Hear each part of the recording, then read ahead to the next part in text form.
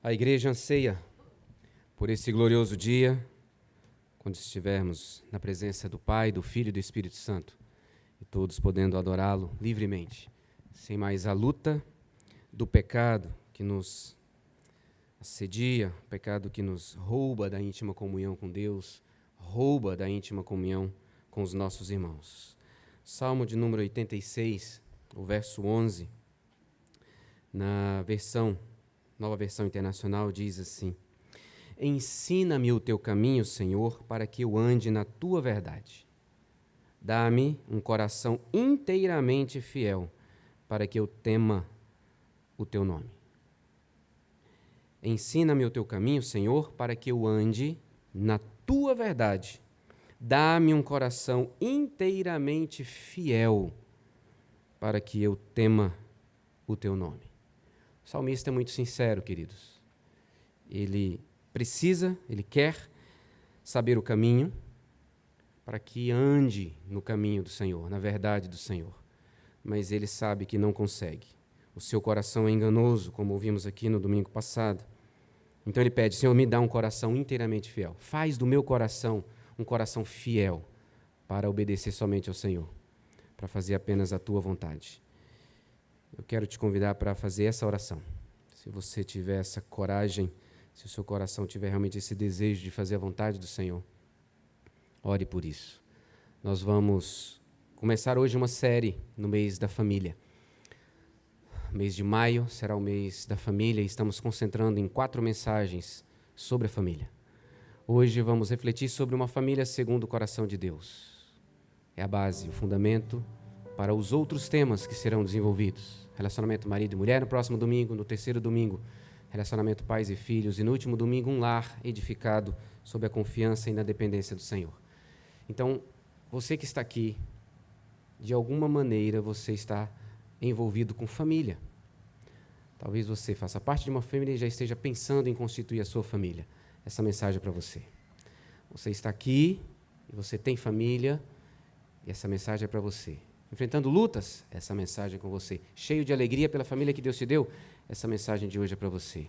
Porque vamos tratar daquilo que Deus preparou para a família. E isso é importante para cada um de nós. Então ore por você e ore também por mim. Eu te peço isso.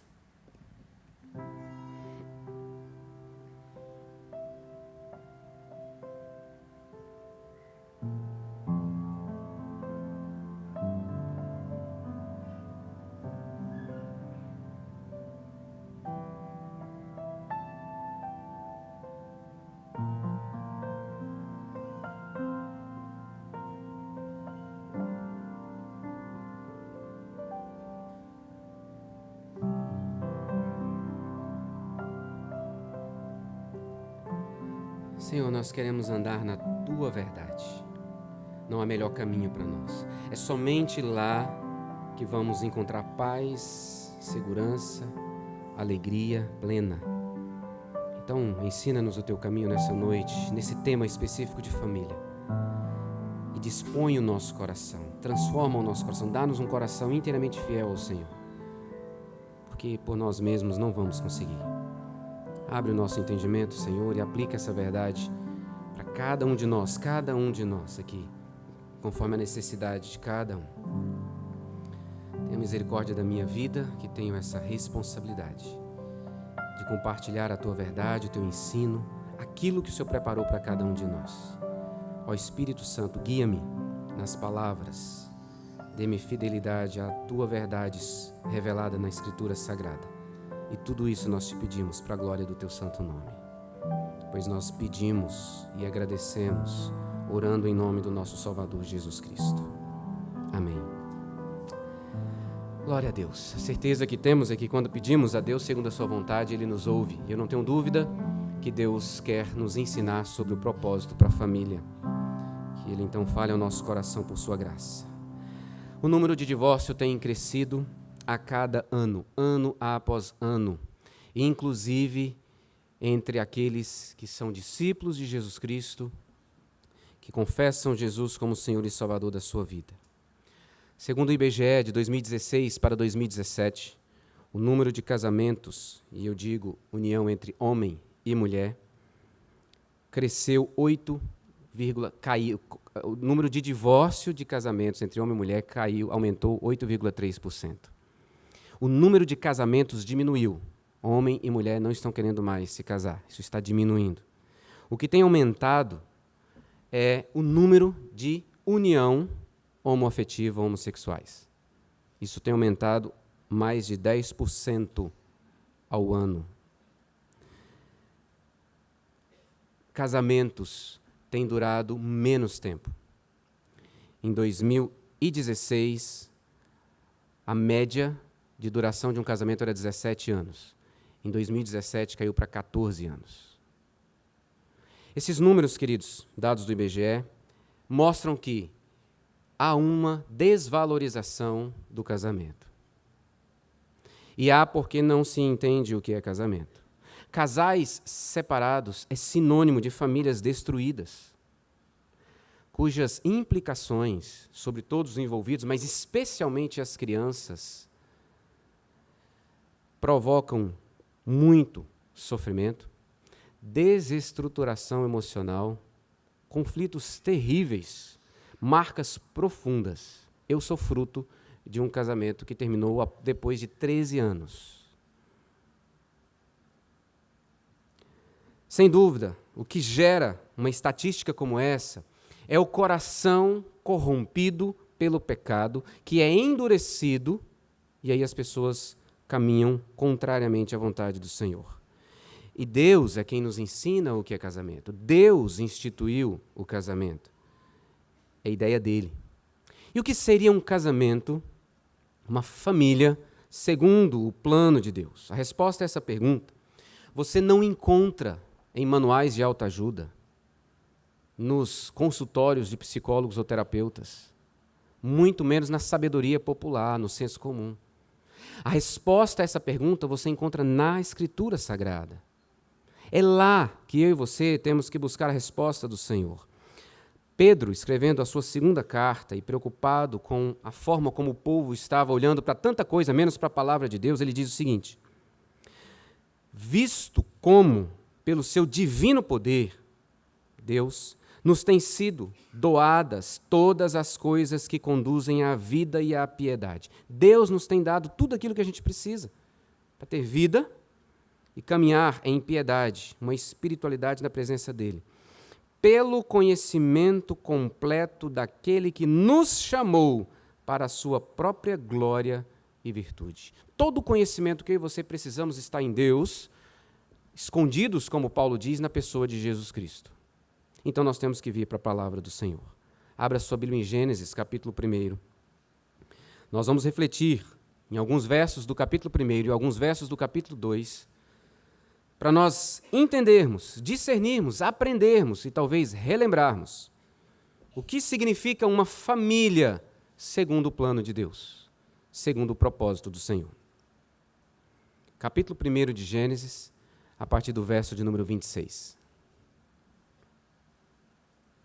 Também disse Deus: façamos o homem à nossa imagem, conforme a nossa semelhança. Tenha ele domínio sobre os peixes do mar, sobre as aves dos céus, sobre os animais domésticos, sobre toda a terra e sobre todos os répteis que rastejam pela terra. Criou Deus, pois, o homem à sua imagem, a imagem de Deus o criou.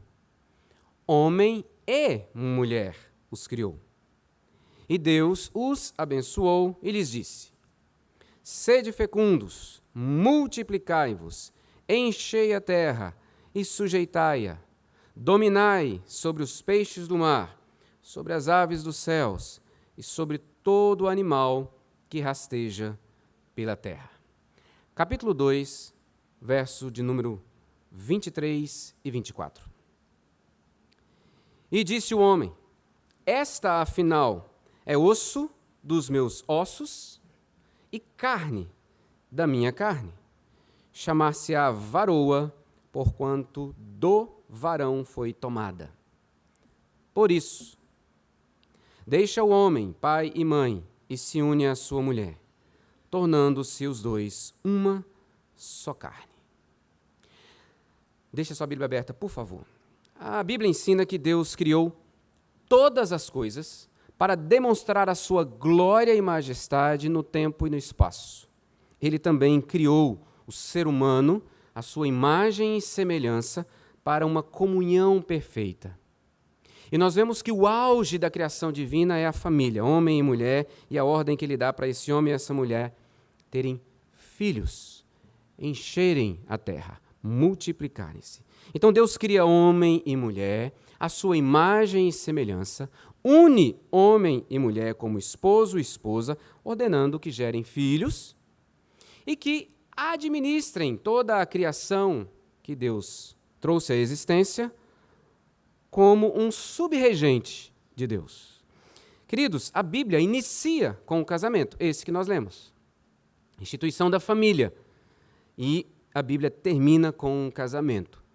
Apocalipse 19, versos 7 e 8, nós lemos: Alegremo-nos, exultemos e demos-lhe a glória, porque são chegadas as bodas do Cordeiro, cuja esposa a si mesmo já se ataviou, pois lhe foi dado vestir-se de linho finíssimo, resplandecente e puro, porque o linho finíssimo são os atos de justiça dos santos. A igreja está sendo preparada, é a noiva de Cristo, e Jesus voltará para unir-se de uma vez por todas com a sua noiva. Casamento, bodas do Cordeiro. O problema é que desde que o pecado entrou no mundo, casamento perdeu o seu valor. Não é só hoje. O pecado corrompeu o coração humano e muitos deixaram de dar o valor, se não todos, verdadeiro ao casamento. Então o que nós encontramos hoje? Nós encontramos jovens que não querem se casar, por escolher viver a vida comodamente, sem compromisso, vivendo uma vida desregrada. Muitos casamentos e famílias têm vivido de fachada, sem desfrutarem tudo aquilo que Deus preparou por causa de um coração endurecido, egoísta, independente, autoadorador.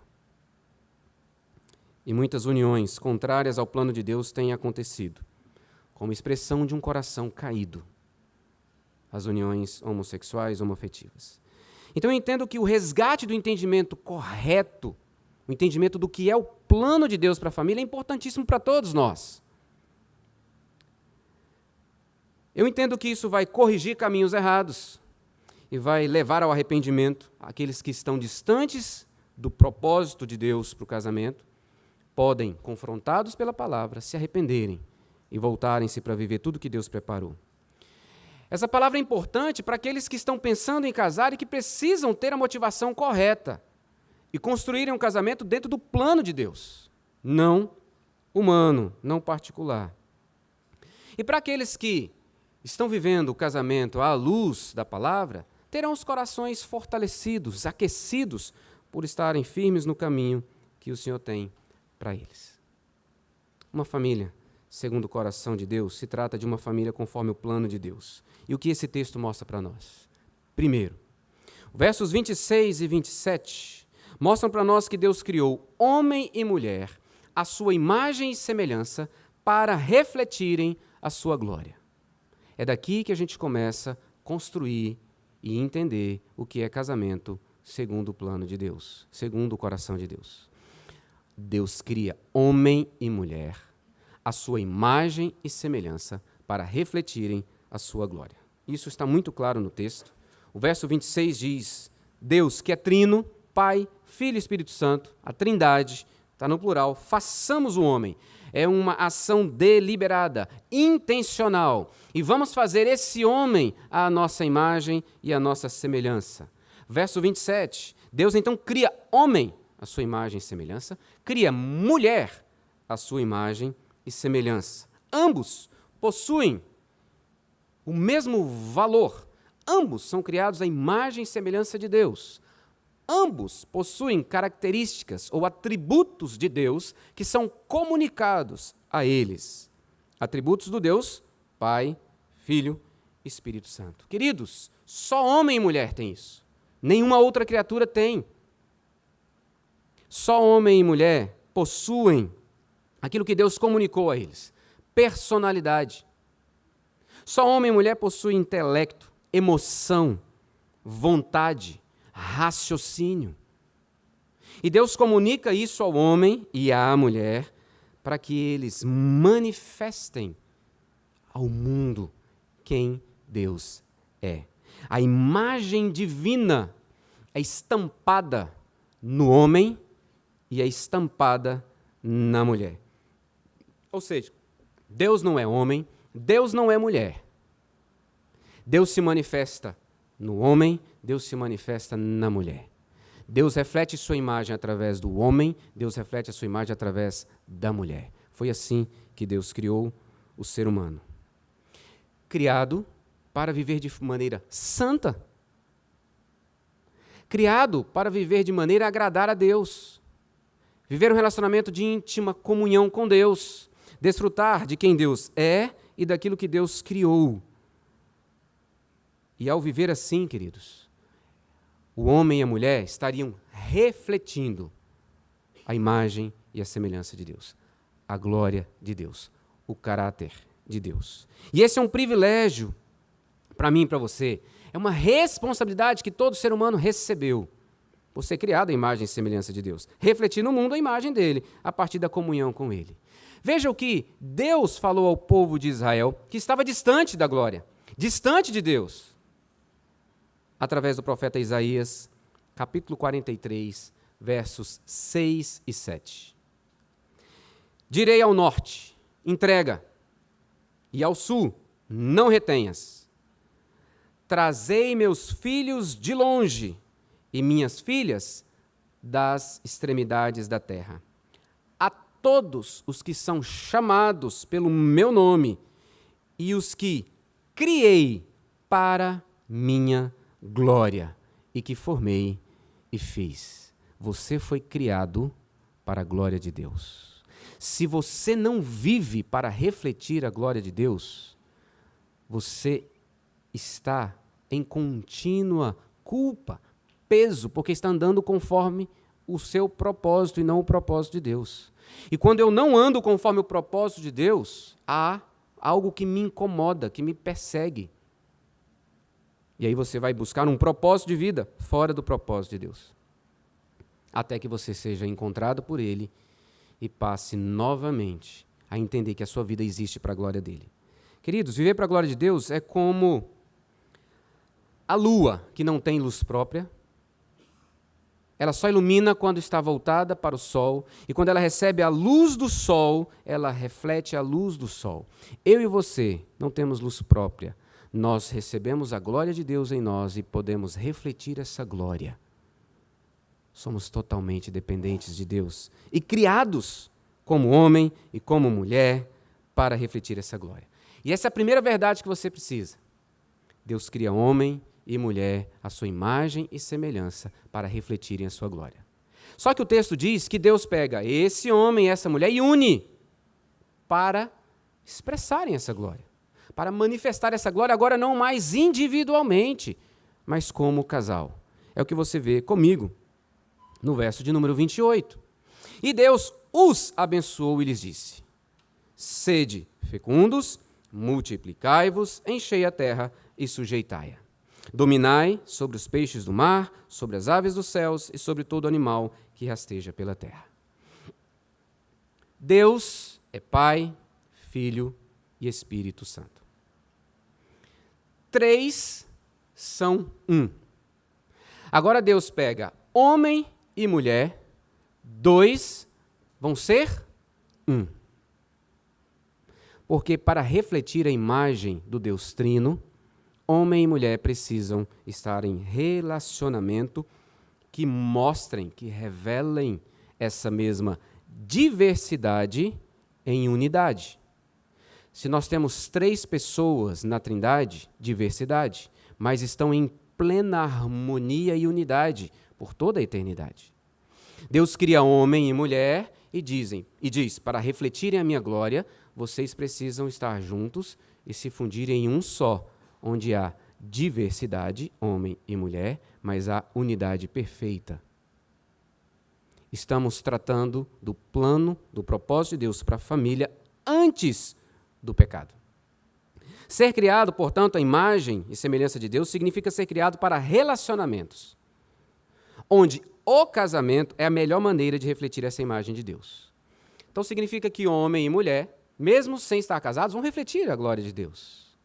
Mas no casamento, Deus otimiza essa imagem, esse reflexo.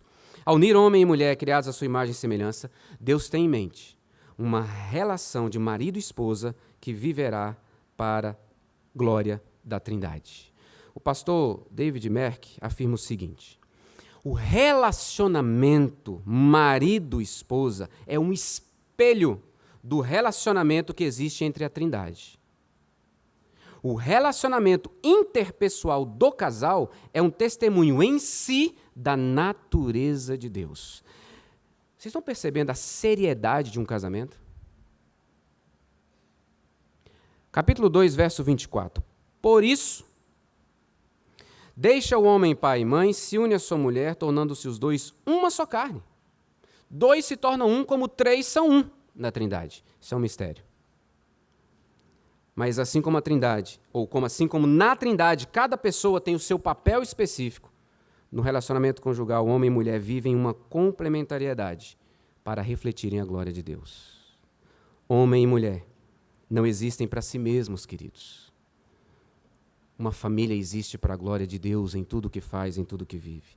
A forma de se viver, de se relacionar, de cuidarem um do outro, de administrarem o jardim, devem refletir o caráter que está impregnado em cada um deles.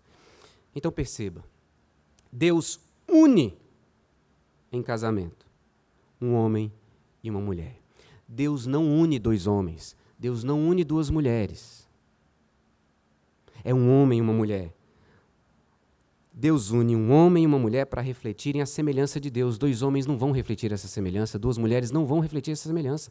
E esse é o primeiro motivo pelo qual a Bíblia trata com tanta severidade a homossexualidade.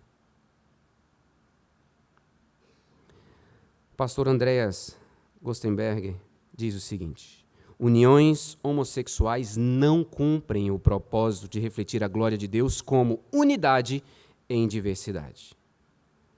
Deus une homem e mulher, ensinando que casamento, a família não é um fim principal, mas um meio para que ele seja glorificado, apontando com toda certeza para esse casamento no futuro, perfeito, que eu li Apocalipse 19 aqui, queridos. O pastor John Piper, no seu livro Casamento Temporário, diz assim: o significado mais elevado e o propósito mais sublime do casamento são manifestar a relação pactual entre Cristo e a sua igreja. É por esse motivo que o casamento existe. Se você for casado, é por isso que você é casado.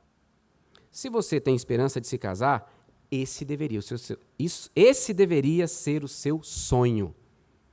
Refletir o pacto de Cristo com a sua igreja. Então, a segunda verdade importante para a gente: Deus cria homem e mulher e os une para que vivam refletindo a sua glória no contexto do casamento. Tudo aquilo que está presente no relacionamento entre homem e mulher, que a gente vai ver com um pouquinho mais detalhes agora. No terceiro ponto, Deus capacita esse homem e essa mulher, criados à sua imagem e semelhança, para refletirem a sua glória. Tudo que o homem e mulher precisa para refletirem a glória de Deus no contexto do casamento, Deus providencia. Veja comigo. Verso 28 diz que Deus os abençoou. Abençoar, na Bíblia, é dar capacidade para, dar condições de, estender poder para. Então, quando nós lemos, e Deus os abençoou e lhes disse, o que nós interpretamos é que Deus está dando condições deles serem pais, serem fecundos, deles terem muitos filhos e deles sujeitarem a terra, governarem a terra.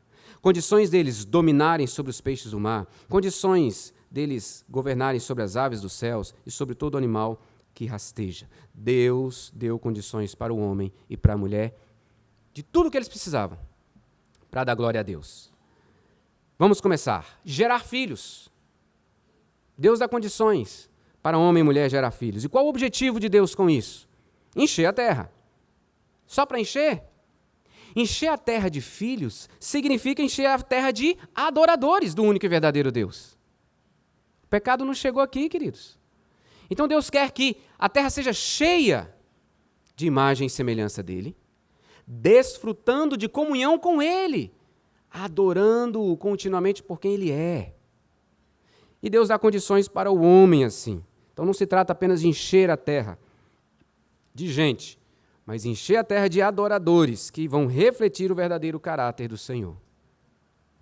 Deus dá capacidade para administrar a terra. Deus foi criado acima dos animais. Deus deu condições ao homem de trabalhar, de cuidar, de guardar, de governar, de administrar tudo aquilo que Deus lhe confiou. E tudo isso era possível porque eles eram dois. O capítulo 2 de Gênesis vai ampliar esse trailer do capítulo 1. O verso 7 diz para mim e para você que Deus forma o homem do pó da terra, sopra em suas narinas o fôlego de vida e o homem passa a ser alma vivente.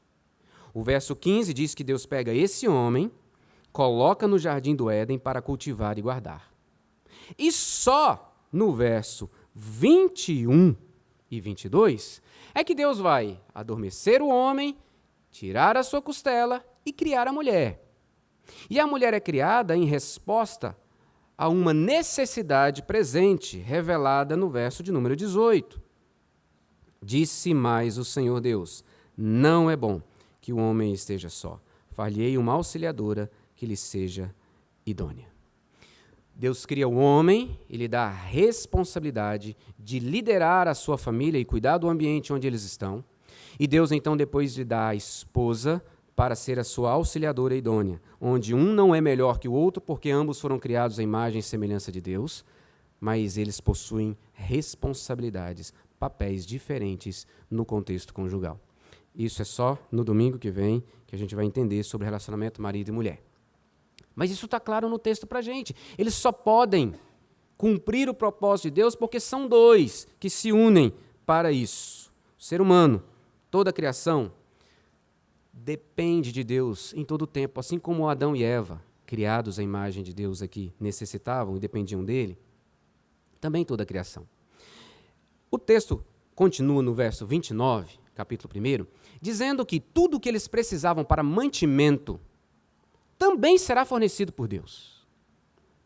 E disse Deus ainda: eis que vos tenho dado todas as ervas que dão semente e se acham na superfície de toda a terra, e todas as árvores em que há fruto que dê semente, isso vos será para mantimento. Então Deus está dando tudo o que eles precisam de mantimento, está garantido toda a provisão, mas não apenas para eles. Veja o verso de número 30. E a todos os animais da terra, e a todas as aves dos céus, e a todos os répteis da terra, em que há fôlego de vida, toda erva verde lhe será para mantimento. E assim se fez.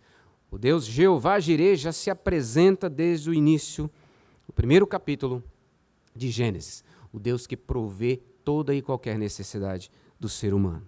Tudo o que precisamos, meu irmão, minha irmã, você que me ouve, para viver para a glória de Deus, Ele nos dá.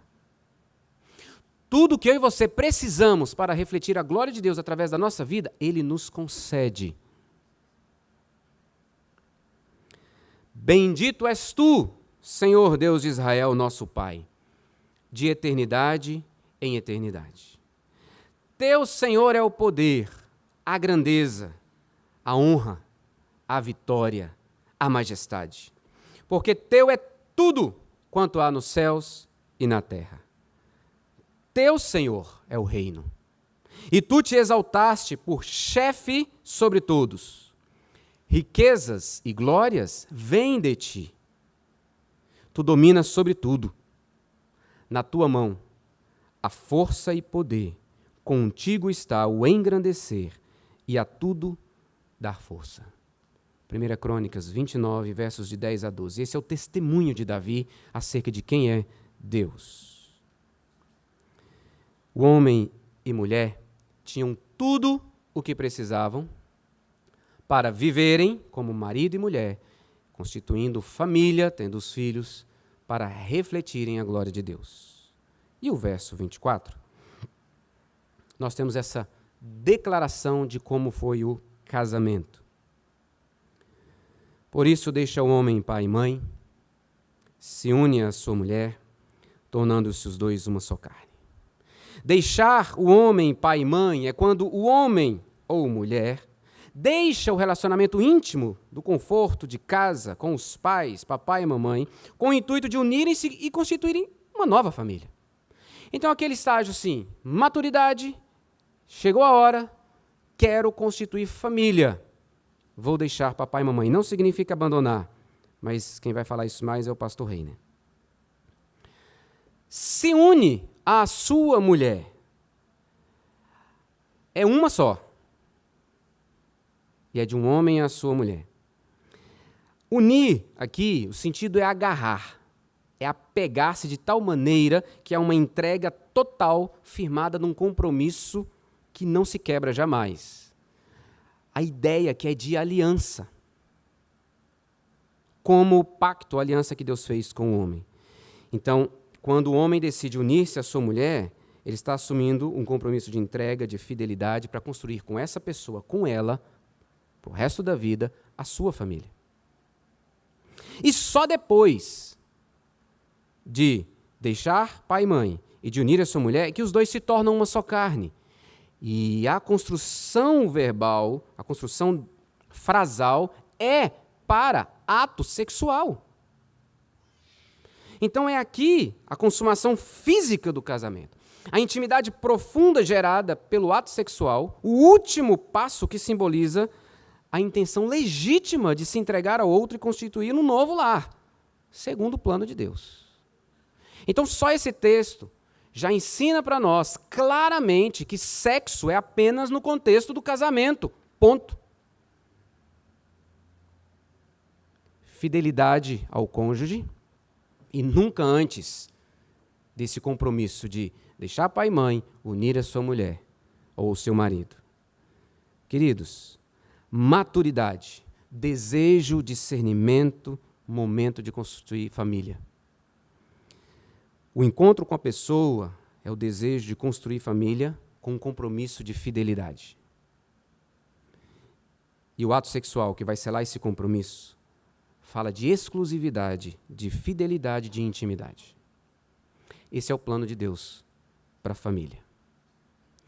Deus cria homem e mulher, a sua imagem e semelhança. Une homem e mulher e quer que através do relacionamento da família ele seja visto, conhecido, glorificado.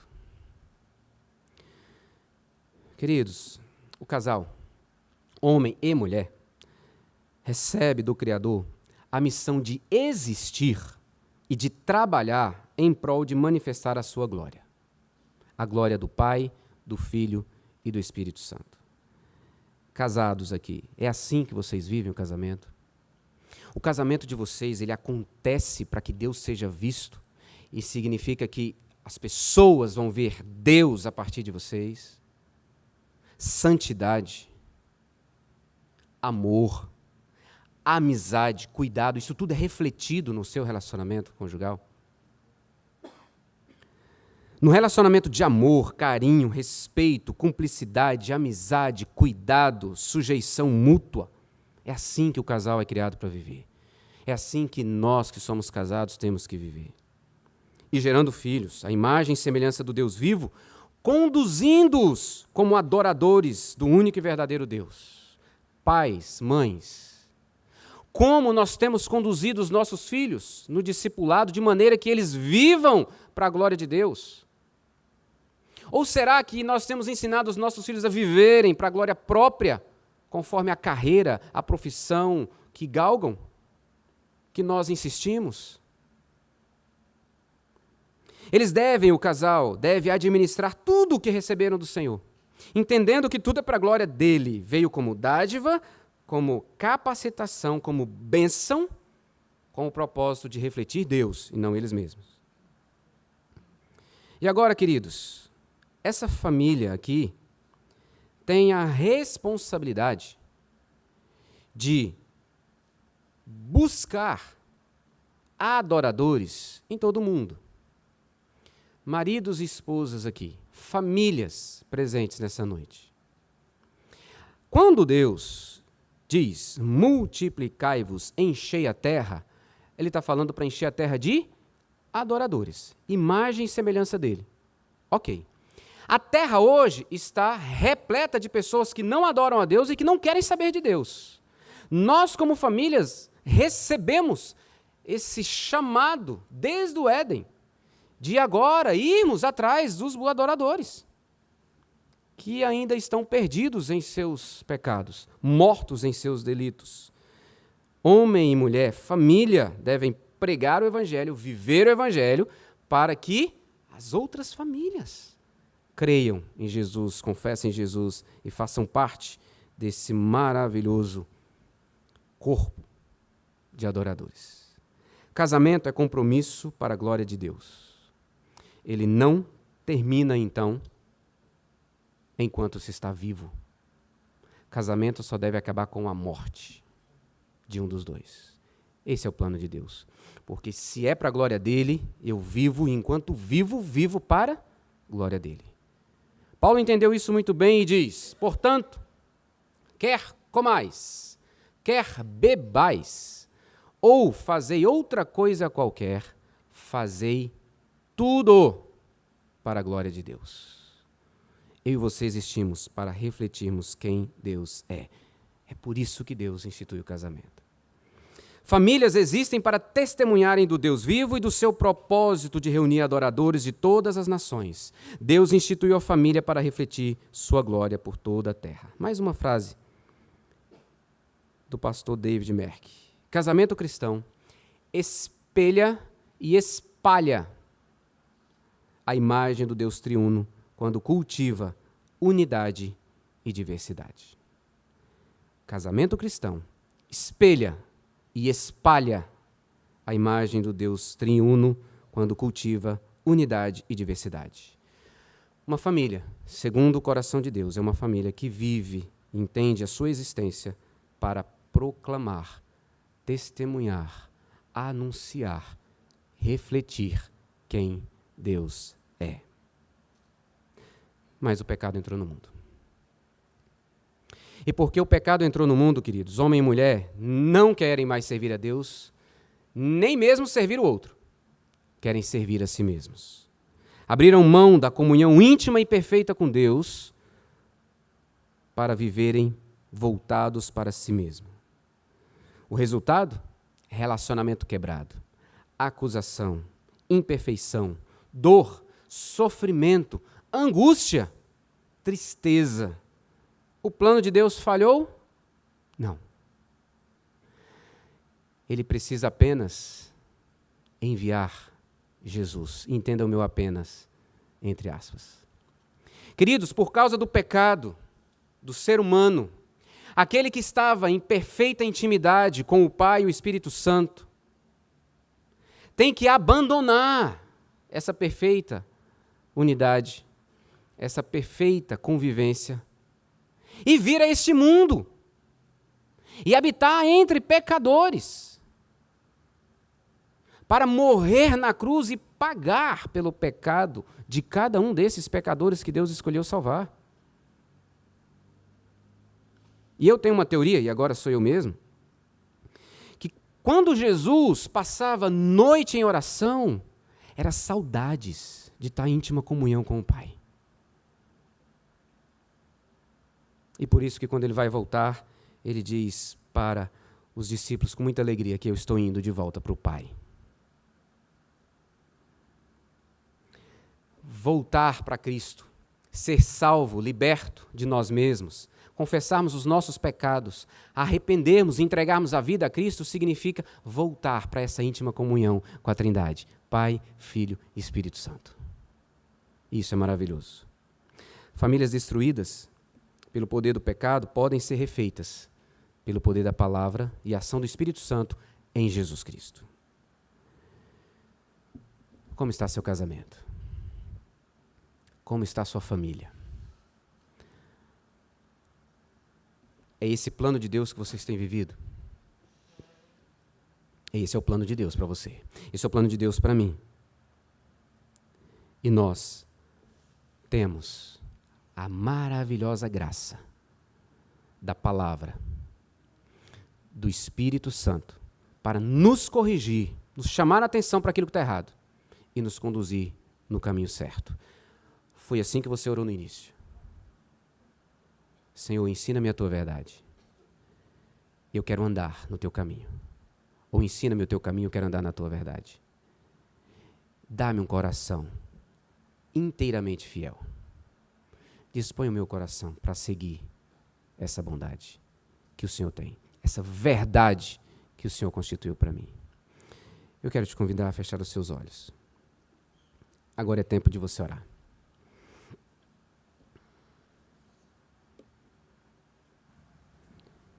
Ore pelo seu casamento, ore pela sua família. Filhos, orem pela família. Aqueles que estão pensando em casar, orem, para que essa seja a motivação do seu coração. Nós vamos refletir durante todo esse mês sobre família. Mas é daqui que deve surgir toda e qualquer realidade de relacionamento familiar. Tudo que eu fizer, tudo que eu falar, tem que ser reflexo de quem Deus é. Como marido e mulher resolvem conflitos, devem refletir a glória de Deus. Como pai e mãe educam filhos, corrigem filhos, refletem o cuidado de Deus, o caráter de Deus. Como que filhos obedecem e seguem a orientação dos pais, devem refletir o caráter de Deus impregnado em você.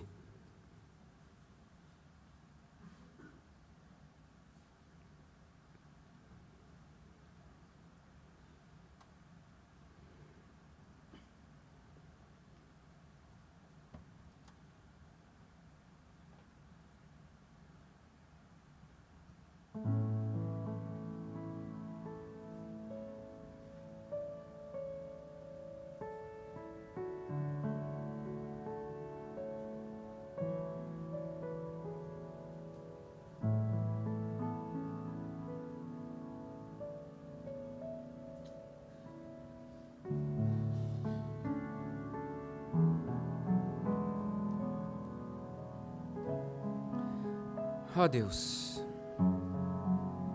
o que seria de nós se tivéssemos sido deixados seguindo o nosso próprio coração? Estaríamos condenados, totalmente distantes do Senhor. Estaríamos perdidos, achando que estávamos corretos. Mas o Senhor nos ama. E a Tua graça nos alcançou de maneira que hoje desfrutamos de intimidade contigo, Pai, Filho e Espírito Santo. E tudo aquilo que a Trindade experimenta, nós também desfrutamos. Ah, Deus, nos atraia cada vez mais ao Senhor, a essa intimidade, a essa vida plena. Perdoa os nossos pecados. Senhor, eu oro pelos jovens, pelos filhos, para que vivam, desfrutem de um relacionamento familiar que de fato reflita a Tua glória. Que pais sejam amorosos o suficiente para corrigi-los, mas suficiente amorosos também para discipulá-los, orientá-los, caminhar junto. Pai, eu oro pelos pais de jovens crentes, e peço pela conversão deles. E eu oro pelos filhos de pais crentes que ainda não conhecem Jesus. Ah, Pai, converta esses filhos.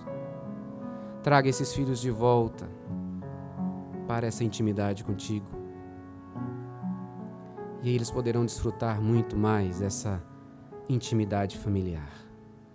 Pai, eu oro pelos casais em crise. Eu oro por aqueles que não têm conseguido viver a profundidade do casamento que o Senhor preparou, por causa do pecado que tem reinado nos corações. Liberta-os, Pai. Liberta-os da cegueira e deles a alegria de viver esse casamento para a Tua glória. Eu oro pelas famílias que estão quebradas, destroçadas, machucadas. O relacionamento está quebrado. Eu peço que o Senhor reate essa noite e esse mês seja um tempo onde o Senhor vai usar para promover um avivamento nas famílias. É só o Senhor que pode fazer isso. E esse é o nosso desejo. Esse é o meu desejo como pastor dessa igreja. É o nosso desejo como famílias que querem viver para refletir Tua glória. Então corrija-nos naquilo que nós precisamos e transforma-nos, Senhor, naquilo que nós necessitamos. Nós te pedimos assim, Pai, porque somos dependentes do Senhor. Desde antes de termos o pecado na vida, nós já dependíamos totalmente do Senhor. Então age com graça e nos transforme. Pai, eu oro por aqueles que ainda não conhecem Jesus como Senhor e Salvador. Esses ainda não fazem parte da família da fé e não participarão desse glorioso banquete das bodas do Cordeiro, a não ser que confessem Jesus como Senhor e Salvador da sua vida, agora em vida. Eu peço por esses que ouviram essa mensagem e que se reconhecem totalmente distantes do Senhor, mas que querem viver uma vida contigo. Ah, Deus, leva-os ao arrependimento e por fé confessem Jesus como Senhor e Salvador. É a oração que fazemos como igreja. Em nome de Jesus Cristo. Amém.